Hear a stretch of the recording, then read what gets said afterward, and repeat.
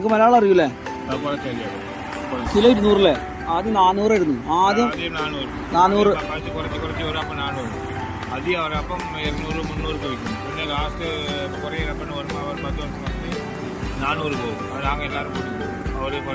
ഇപ്പൊ എന്റെ ചേട്ടന്റെ പേരെന്താ?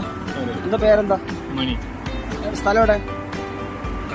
തമിഴ്നാട്. ഇതിപ്പോ നിങ്ങൾ വേറെ ഇറക്കി തരുവാണോ? അത് ഇതിന് വേറെ മുതലാളി ഉണ്ടോ? ബോസ് വേറെ ഉണ്ടോ? അപ്പൊ നിങ്ങൾക്ക് ഒരു ദിവസം എത്ര രൂപ കിട്ടും നിങ്ങൾക്ക്?